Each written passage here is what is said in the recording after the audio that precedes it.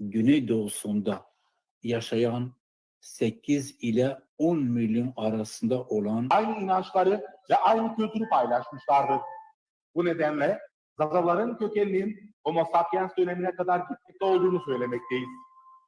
Milattan önce 35 bin civarında Anadolu dağlarına gelen Homo sapiens, Anadolu mağaralarında Ma kültü adı altında ana tanrıça himayesinde örgütlenmiştir. Zazaki'de Ma'nın iki anlamı vardır. İlki duygusal anlamda anne demektir. Ve ikinci anlamı biz, bizim aile, bizim toplum vesaire. Ayrıca Hattilerin kardeş halklarından olan Luviler kendilerine Ma diyorlardı.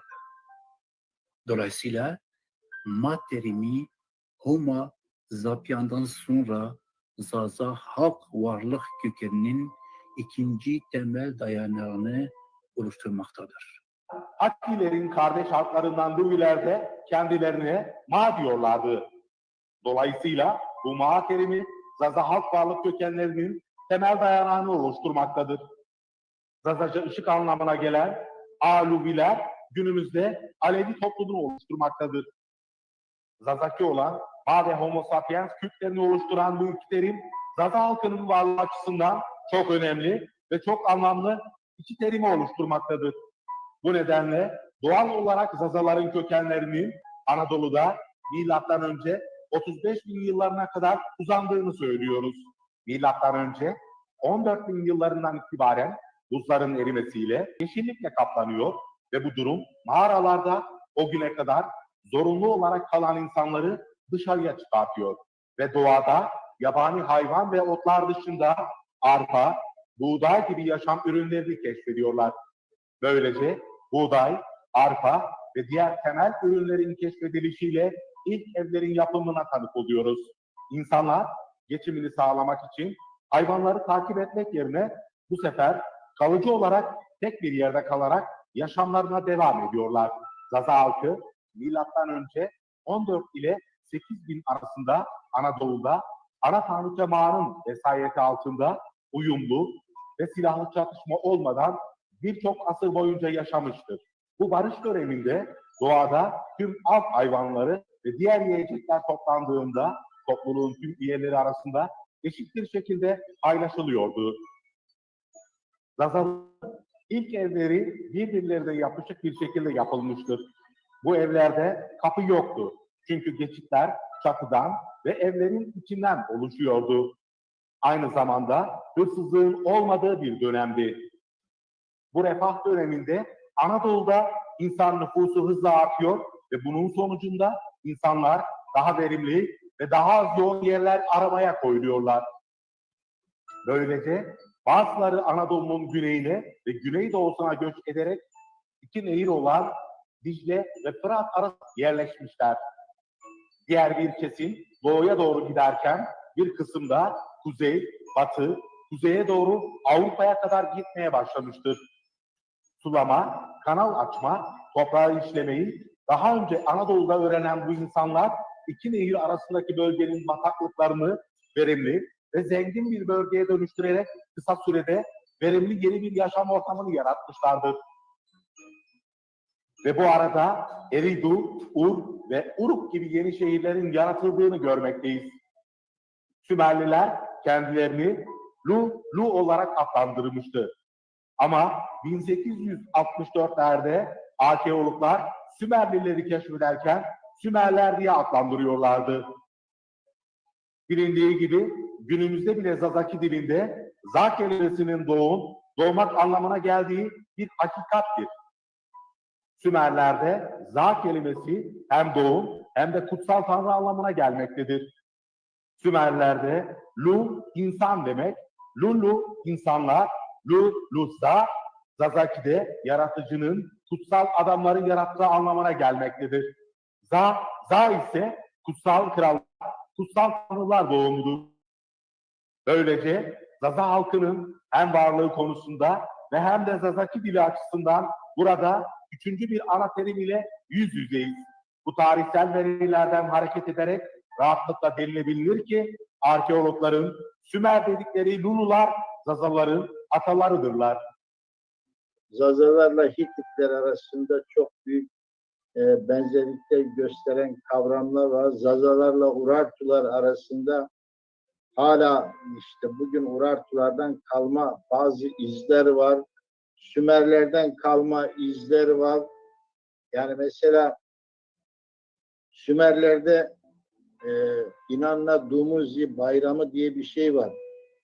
Yani 6 ay yaz, 6 ay kış olarak bilinen yaz törenleri var. Bu törenler hala Anadolu'da devam ediyor. Yani İnanna Dumuzi törenleri devam ediyor. Öte yandan güneşe karşı işte 21 Mart'ta Nevruz günü güneşin doğduğu noktaya dönülerek dua edilmesi, işte güneşi kutsal saymak gibi törenler Hititler hatta Sümerlerden kalma geleneklerdir diye düşünüyoruz. Bizim bölgemizdeki Koruşka bildiğiniz gibi Zazaların milli bayramıdır. Zaza itikadında yeri çok büyüktür. O günün gelmesini biz dört gözle beklerdik. Yani kendimi kastetmiyorum. Ben o kadar ki hatırlıyorum. Zaten 70'li yıllarından sonra bu milli bayramlarımız Nevruz'la birlikte yasaklandı. Zazalar o arada bir kültür soykırımı geçirdi. Öyle diyeyim, öyle adlandırayım. Fakat bizden önceki yıllardaki kutlanış şeklinde ben söylüyorum.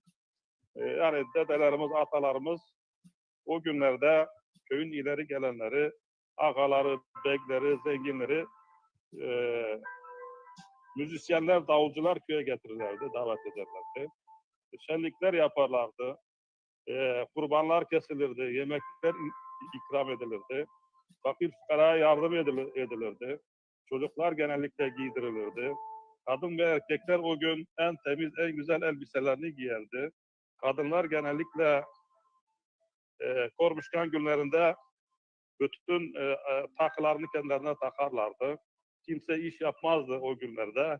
İş derdi, kar harabo derdi. Yani iş yapmak günahtır diyorlardı. İşte Kormuşkan günleri böyle geçirdi.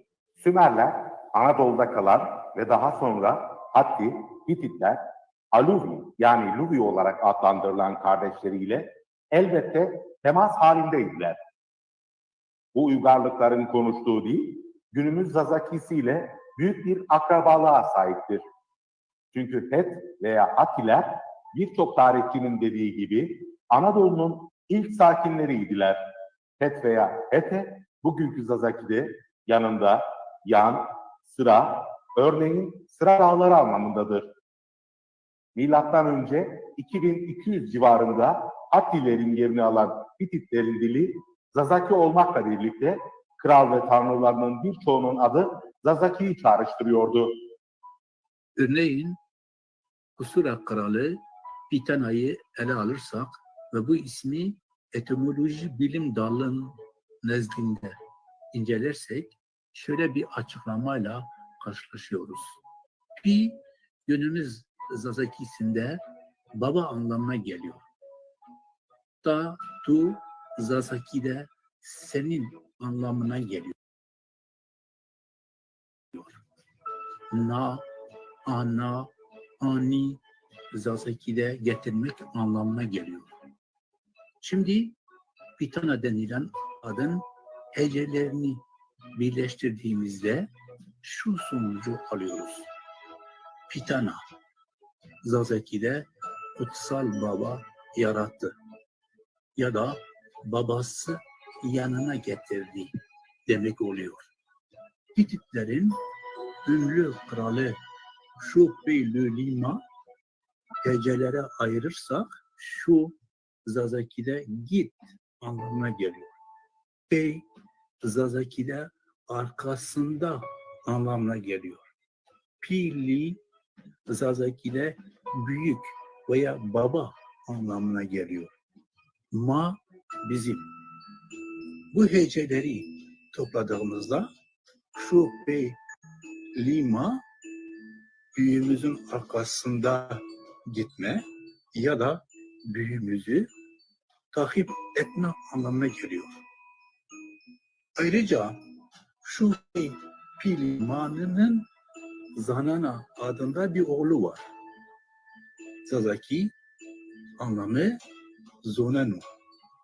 Zazaki'de Zonanu, Zonu Het veya Hetlerle ilgili olarak en eski iz Mezopotamya'da Akatlı Sargon dönemine ait bir Akat belgesinde bulunmuştur.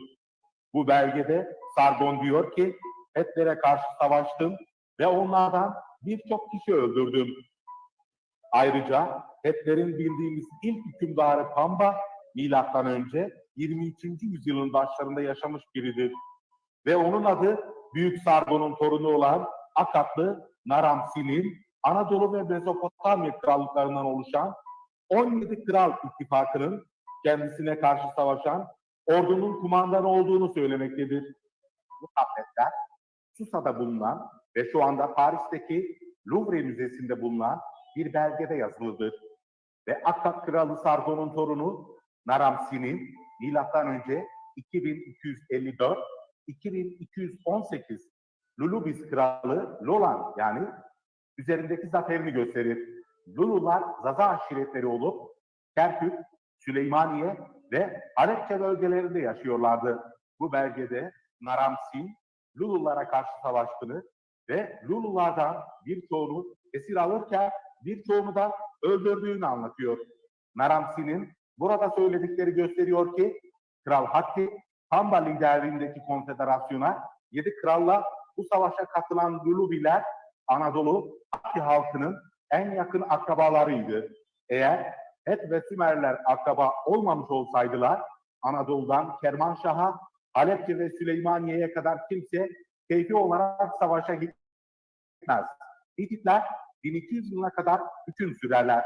Ama ne yazık ki bu tarihten sonra tarih sahnesinden kayıp oluyorlar. Böylesi görkemli bir imparatorluk nasıl oldu da aniden tarih sahnesinden silindi? Bugün bile bu sorunun cevabını kim bulamıyor? Tabii bazıları deniz halklarının saldırıları sonucu ortadan kaybolduklarını söylüyorlar. Bildiğimiz tek şey o da Kral 2. Şüphey-Pilima döneminde gerçekleştiğidir. Anadolu'daki Hitit İmparatorluğu'nun en parlak döneminde egemenliği altında birkaç vasal krallık vardı. Hitit İmparatorluğu'nun çöküşü sonrasında tüm bu krallıkların özgürleşmesi, özellikle Anadolu ve Suriye'de geç Hitit krallıklarının doğmasına neden olmuştur.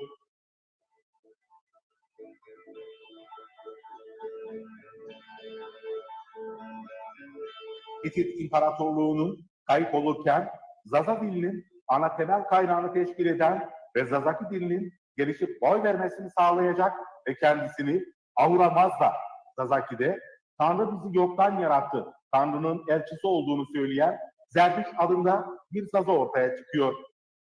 Zerdüş sayesinde Zazaki hızla gelişiyor ve aynı zamanda tüm Mezopotamya halklarının dillerinin ana kökenini teşkil edecek seviyeye geliyor. Zazaki dilinin daha da pekiştirilmesi ve gelişmesi için Zerdüş, Avesta adlı bir kitap yazıyor. Zerdüşt'ün bu kutsal kitabı Zaza dilinde yazılmıştır. Bu nedenle birçok arkeolog, dil bilimci, bilim adamı bugüne kadar Avesta dilinin kökenini bulamamıştır.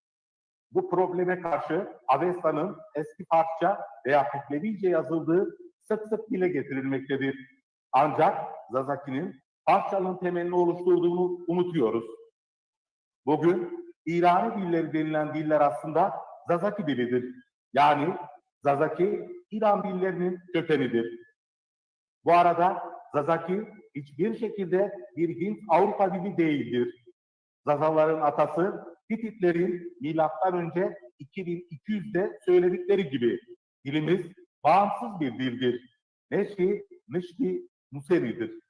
Hitit inancında güneş büyük yaratır. Güneş kursu olarak bilinen sembol esasında bir yıl döngüsü içindeki değişimi anlatmaya çalışır. Yıl içinde bayram olarak bilinen Antas-un bir ay süren coşkulu törenlerle kutlanır. Sümer'deki İnanna Dumuzi törenlerinin benzeridir. Bu törenin bir başka adı da Kuruliyadır. Yani tomurcuk açma bayramı. Bu kelime Zaza dilinde söylem ve anlam olarak bugün de Geç Hitit krallıklarının doğuşuyla birlikte muhtemelen Zaza aşiret ve hanedanlıkları Hitit İmparatorluğu'nun eski coğrafi alanlarına dağılmışlardır. Biraz da bu nedenle günümüzde Zaza ailelerini İsrail'de, Filistin'de, Ürdün'de, Suriye'de, İran'da, Azerbaycan'da, Afganistan'da, Mısır'da, Gürcistan'da, Osetya'da, Yunanistan'da, İtalya'da ve dünyanın birçok yerinde görüyoruz. Hititlerin ortadan yok olmalarıyla birlikte Daylam ve Mezopotamya bölgesine yerleşen Zazalar hem Med İmparatorluğu'nun kurulmasında ve hem de Ahemeniş İmparatorluğu'nun kuruluşunda büyük rol oynamışlardır. Bu iki imparatorlukta Zazaki konuşurdu. Birçok halk bu zayıflıktan yararlanarak özgürlüklerine kavuşuyorlar. Bunlardan biri Zaza bir aşiret kökenli Partlardır. Partlar M.Ö. 247'de bir imparatorluk yaratmayı başarır ve etki alanlarını milattan sonra Hititlerin antik bölgelerinde Anadolu, Mezopotamya ve Hindistan'ın bazı bölgelerinin yanı sıra Kafkasya'ya kadar genişletirler. 400 yıllık bir yönetimden sonra Partlar hakimiyetine bir başka Zaza kökenli aşiret olan Zazaniler yani Sasaniler milattan sonra 224 yılında son verirler.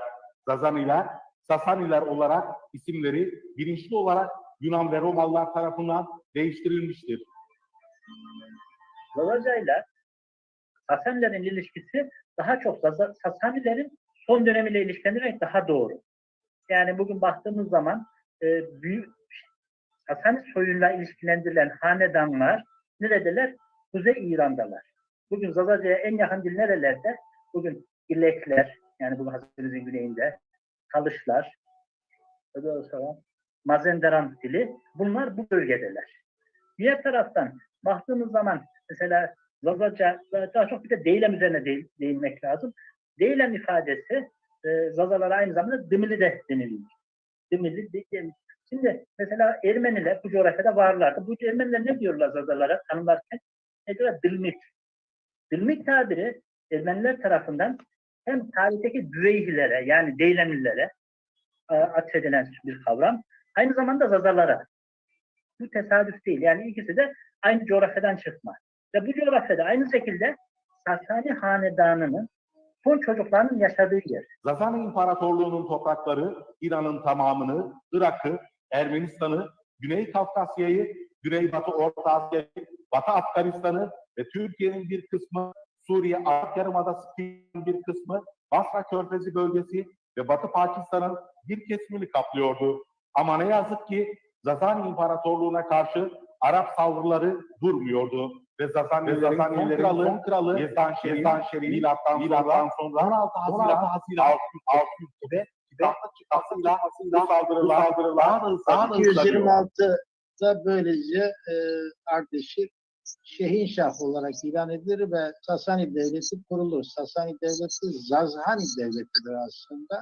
Pers İmparatorluğu, Akameniş İmparatorluğu geleneklerine bağlı bir şekilde o gelenekleri oluşturmak, geliştirmek ve devlet yönetimini ona göre organize etmek iddiasındadırlar. Ki onu yapmışlardır. Süreçte 1. Ardeşir'den sonra işte Zerdüşt dinine ya da Mani dinine bağlanırlar. Bu arada tabii diğer dinlere de zaman zaman hoşgörüyle davranırlar. Diğer topluluklarla iyi geçinmeye çalışırlar. Sasani Zazaların atalarıdır diyoruz. Gelişen çatışmalardan dolayı Mert kentine giden Yezdanşer ilk 651 yılında öldürülmesiyle Zazan İmparatorluğu son buluyor ve Zaza halkı tamamıyla dağılıyor. Bu huzursuzluk ve yıkım döneminde Zaza halkı Arapların vahşetiyle başa çıkmak için çeşitli hanedanlık ve krallıklar kurarak kendilerini korumaya çalışıyorlar. Böylece bir dizi devlet, prenslik, beylik ve kraliyet oluşumu doğdu. Başlıca beylikler, Justaniler, misafirler, ziyariler, Kakuiler, Büveyhiler, Alamut İsmailileri ve Goranlardı. Boy hanedanlığı Zaza kökenli bir Şii hanedanıydı ve Büveyhin yani Babu Zazaki'de baba anlamına gelir. Üç oğlu Ali, Hasan ve Ahmet tarafından 937'de kuruldu. 935 civarında Karaj valisi olan Ali, İsfahan ve Fars'ı, Hasan ve Ahmet ise Kuzistan'ı ve Kirman eyaletlerini ele geçirirler. Daha sonra üç kardeş güçlerini birleştiriyorlar ve 945'te Bağdat'ı ele alırlar. Bağdat alınır alınmaz kendilerini Amiral Umara, emirlerin emiri ünvanıyla adlandırırlar. Böylece Zazan İmparatorluğu'nun yıkımından sonra ilk olarak bir Zaza devleti kuruluyor ama Zaza adını kullanmadan. Bu Zaza Büveydi devletinin etkinlik alanı bir asır kadar İran, Irak, Umman, Azerbaycan ve Diyarbakır'a kadar uzanıyordu. Ama ne yazık ki bu Zaza devleti birçok istila ve saldırılara maruz kalıyor ve en sonunda 1055 yılında Türk kökenli Selçuklu boyu tarafından yıkılıyor. Bu tarihten sonra birçok Türk boyunu Zaza coğrafyasında görünmeye başlıyor.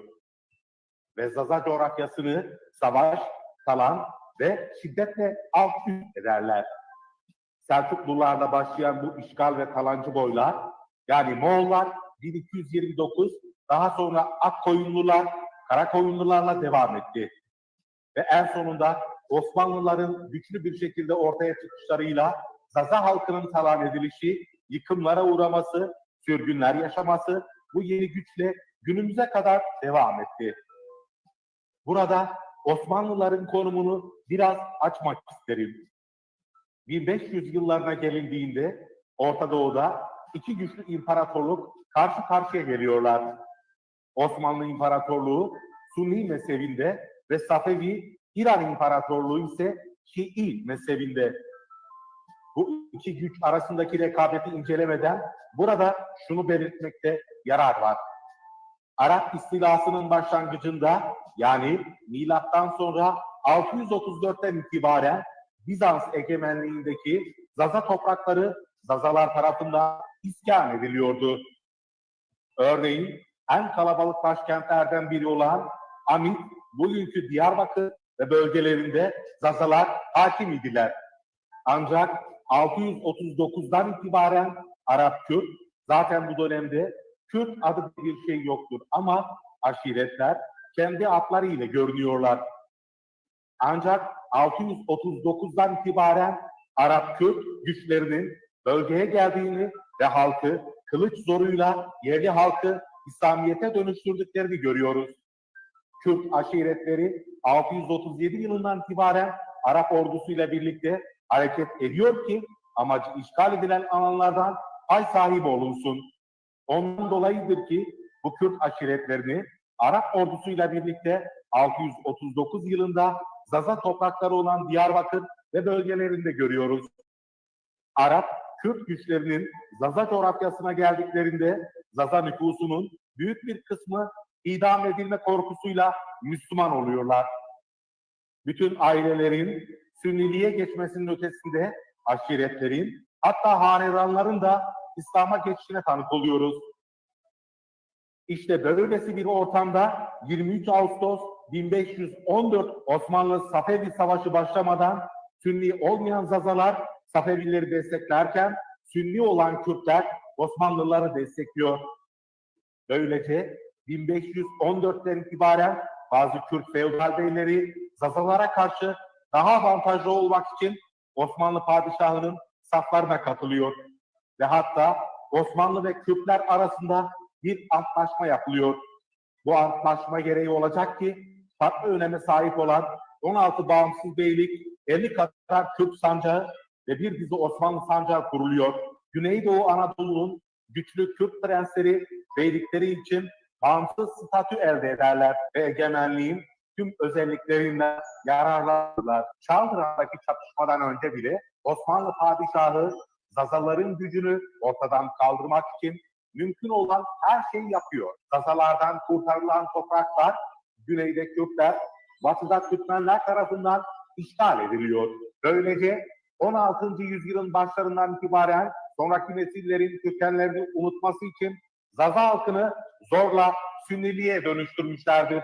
Zaza halkını kitlesel olarak başka yerlerde sürgün edilmesi ve yerlerine Kürt ve Türkleri yoğun olarak getirip yerleştirmeleri nedeniyle Zazaların ülkesinde asırları kaplayacak mutlak bir sessizlik hüküm sürmeye başlamıştır. Dağıtılan halk, zorla İslamlaştırılan, tarihleri silinip çalınan, dilleri, örf ve adetleri gasp edilen Zazalar yüzyıllar boyunca karanlık bir kış uykusuna tabi tutuluyorlar. Ancak 1857'den sonra görüyoruz ki bir takım Avrupalı yazar bazı kavramların içi boş, yeteri kadar dolu değil. Yani bunlardan bir tanesi de Kürt kavramıdır. Bak, Kürt kavramının yorumu oldukça farklıdır. Yani Kurmaç, Sorani, Gorani, Hevremani, Zazaki gibi kavramların içi doludur. Bunlar bir grubu ifade eder. Bunlar bir etnisiteyi ifade eder. Yani bunların bir dili vardır. Bu dili konuşan bir topluluk vardır. Bu toplumun bir coğrafyası, bir tarihi vardır. Yani ama Kürt kavramı biraz farklıdır. Koya benzer. Kürt kavramı İslamiyet'in ilk ortaya çıktığında o İslamiyet'in yayılması sırasında Arap olmayıp da Araplarla birlikte hareket eden beylerin sıfatıdır. araştırmacı ve gezgin Zazaki'ye ilgi duyar. 19. yüzyılın sonu ve 20. yüzyılın başlarına kadar Zaza halkı hep unutulmuştur. Çünkü bir yanda devlet ve kurumları Zazaları hep Kürt olarak kayıtlara geçirmiş, öte yandan Kürt politikacıları bilinçli olarak Zaza etme, varlığını hep İğne politikasını uygulamışlardı. Zaza gençliğinin önüne erişilen bu iki engelden dolayı Zaza gençliği kendi ulusal kimlik bilincine varılmasını engellemiş ve onu Kürt ulusal davasına 1980'lere kadar feda etmiştir. 12 Eylül 1980'de Türkiye'de yapılan askeri darbeden kaçıp Avrupa ülkelerinde yerleşen Zazalar bu ülkelerde okuma ve düşünme zamanı bulduklarından dolayı kendi Zaza ulusal kimlik varlıklarının bilincine varırlar. Ve 1983'ten itibaren Paris'te Mahmut Çağdaş tarafından yayınlanan Kızıl Yol dergisiyle Zaza uyanışı başlıyor.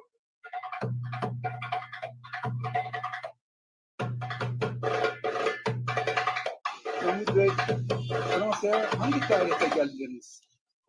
1980'den askeri darbe oldu. Peki Zazaların bir halk olduğunu nasıl bilincine vardınız? Evet, Zazaların bir halk olduğunu daha önce Koçgiri'den kıyma dedelerimiz, atalarımız burada. Ben de bunu da hep araştırmak için bir fikir doğdu. Fransa'ya geldim, ortamı burada buldum. Zazalarla ilgili dillerinin, kültürlerinin tamamen farklı olduğu konusunda netleşti. Zazaları tanıtmak için ne tür çalışmalara başvurdunuz? Fransa'ya gelirken tabii Zazaları tanıtmak için kitap yorusundan bir kaynak istediler. Hiçbir kitap bulamadığım için Kızıl Yol dergisini çıkarmaya başladım. Kızıl Yol dergisinden önce bildiriler dağıttım. Buradaki herkes şahitti. Daha sonra dergiden sonra dernek oluşturdum. Dernekten bir müddet sonradan yeniden bir Bengizada İslami diye dergi çıkarttım. Bundan da basından Zaza dergiler arasında geçiyor.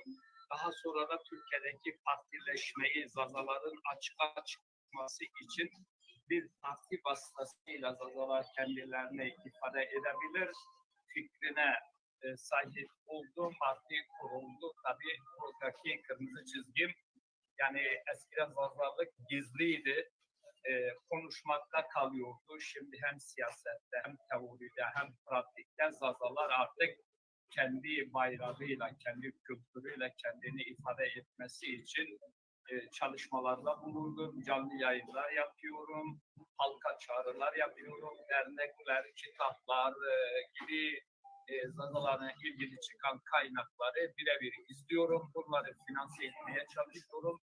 Bunların çıkmasına yardımcı oluyor. Başkalarının sahiplendiği Zaloğlu Rüstem, yani Zaloğlu Rüstem bir İslam kahramanı değildir. Zaloğlu Rüstem bir Zaza kahramanıdır. Ya da Zal ya da Sam.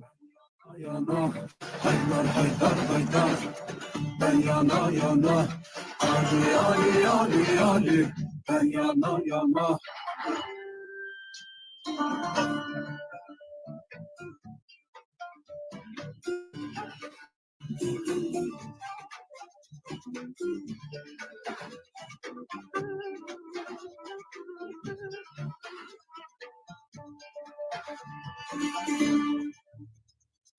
Dost senin derdinden ben yana yana, dost senin derdinden ben yana yana, yana. Deryadan bölünmüş, sellere döndüm, ateşi kararmış, güllere döndüm, vakitsiz açılmış, güllere döndüm, dost senin derdinden ben yana.